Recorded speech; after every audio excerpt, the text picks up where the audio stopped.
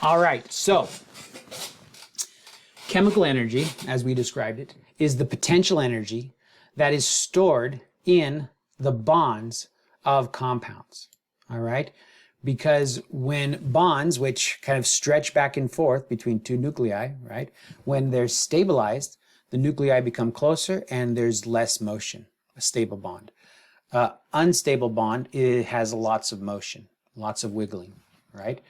And so when a chemical reaction occurs and bonds stabilize, energy is released. That motion that was a lot is now a little, and it's released to the surrounding air, surrounding water, whatever is in the surroundings, okay? So that exothermic process, if a chemical undergoes an exothermic process, it means that the bonds have become more stable. You can have chemical reactions that occur as well where the new bonds formed are less stable, and that means that the bonds were like this and now they're like this, and that absorbs that energy of motion that was little and now went up. It took that energy from the surroundings, okay? So that would be an example of an endothermic process. Okay, there's another way for energy to be transferred. We've talked mostly about the heat energy being transferred, and that's really where we'll focus most of our time. But there is another way, and we want to make you aware of it, and in other classes we'll talk more about it. But the other way is in the form of work. And as a chemical process occurs, if the products of a chemical process are in a gaseous phase, for example, so if I have A, solid, combining with B, a liquid, and the products are C, gaseous, okay, then this process will, if this is at room temperature and you have a solid and liquid, you combine them together and you get a gas, then this process will need to take up a lot more space as a gas than it did as a solid or a liquid, simply because gaseous compounds, a compound that's gaseous or molecules that are gaseous, they are not interacting so close together. They're spread out and they're at a high energy level in terms of motion. So they take up a lot of space, okay? And our cars, the energy that we get from our cars comes from this process, the release of products that are gaseous, and that gaseous pushes pistons in your car up, and your motor can harness that energy and move you forward, okay? So we can look at a chemical reaction and count the moles of gas as products and compare it to the moles of gas as reactants.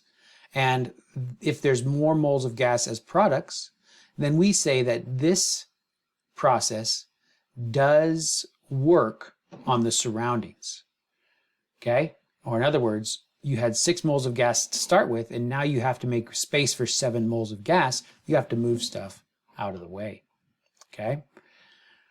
And the amount of volume of material in liters that you need to make room for times the pressure of the surroundings will give you the amount of joules of energy necessary. Now, we're not going to do any of these calculations in this class, but it is possible to calculate the amount of energy that is released or absorbed in chemical reaction in form of joules as well.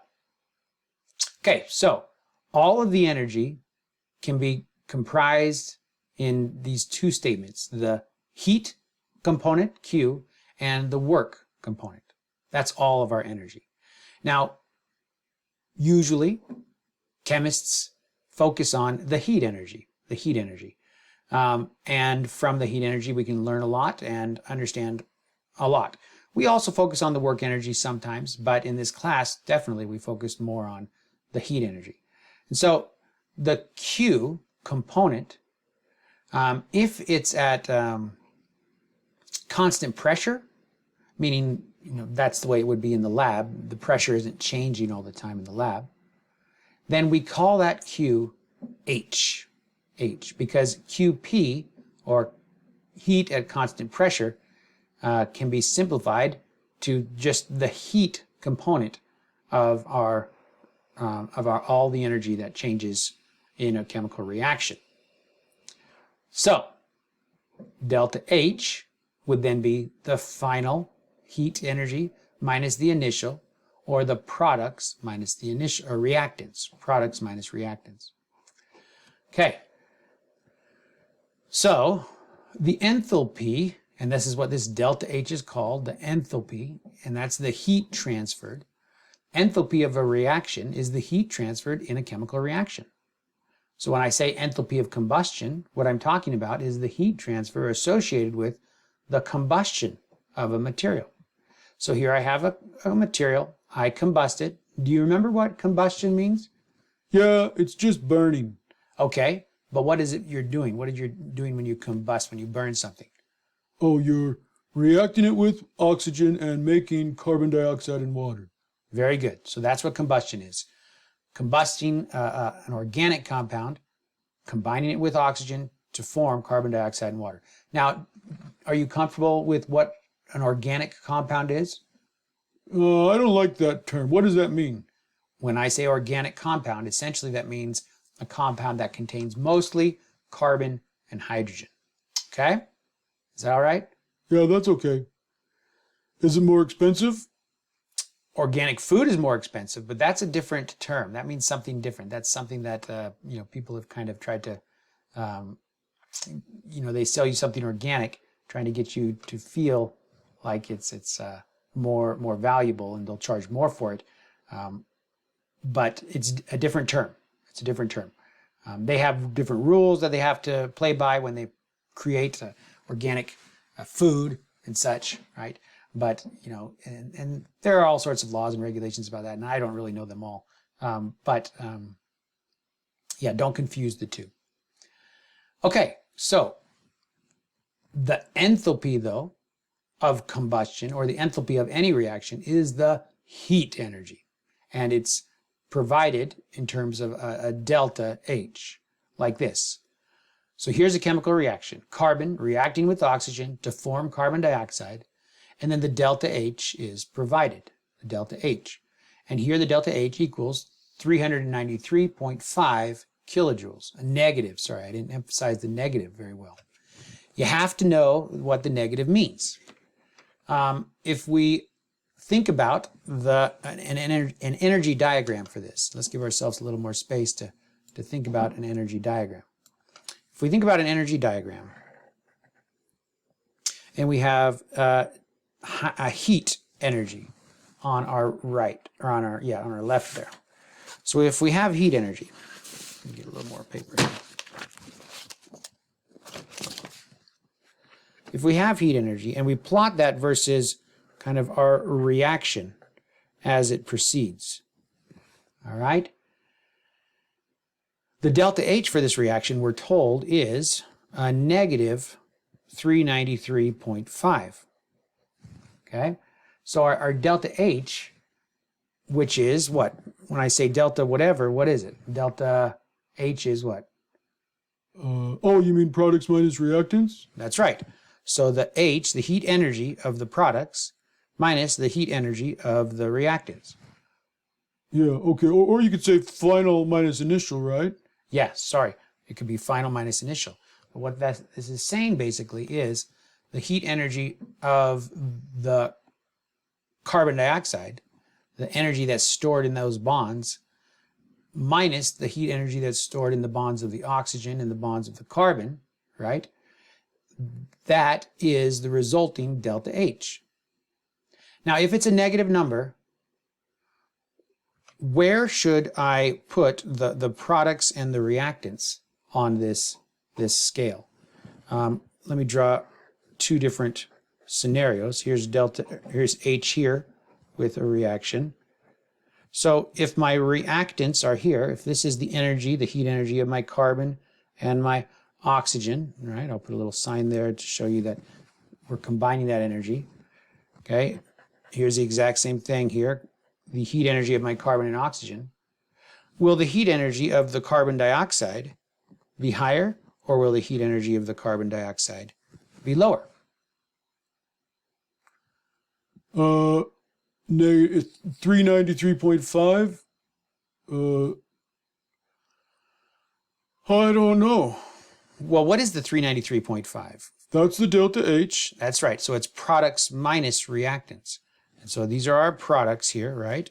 These are our reactants. Reactants here, products here, right? Which scenario, scenario A or scenario B, best represents this kind of chemical reaction where carbon and oxygen are combining and the resulting delta H is a negative 393. Well, I guess that if the products are being subtracted, if the reactants are being subtracted from the products, delta H equals H products minus H reactants, and the result is a negative number, I guess it has to be B, right? That's right. It has to be B. Okay, so this is not representing what's happening in this chemical reaction. And we can tell that because if this had to be a negative number, let's put some values. Well, if let's say this is starts off at 493. Let's say that starts off at 493 kilojoules. And then let's say our energy over here is 100 kilojoules. The energy of the product is 100 kilojoules. Well, to get our delta H, we would take the products, 100, minus the 493, and that would give us our change in delta H, and it would be a negative value, right? So that's how we knew that the heat of the products had to be lower than the heat of the reactants, because our delta H was a negative value. So, is this an exothermic reaction or an endothermic reaction? Oh, that's a good question. I'm not. How do we know? Well, the heat of the system has been decreased, right? Or the reaction decreased. And so therefore, all of that energy had to be released. And we're going to detect that energy in the form of a change in temperature. So this is an exothermic reaction. When the products are have less heat energy, that means the heat energy had to be released to the surroundings, and so it's exothermic. Okay, so we have our reaction here, negative 393.5, exothermic. Another way we can kind of think about this reaction in terms of heat energy then is we can say that this chemical reaction, carbon plus oxygen coming together to make carbon dioxide, right?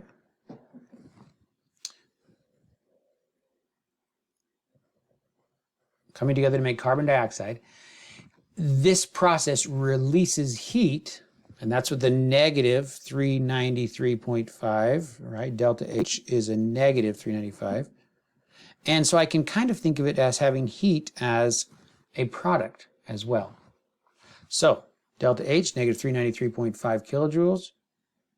Heat is being released by the process. So heat is kind of thought of as a product of this process.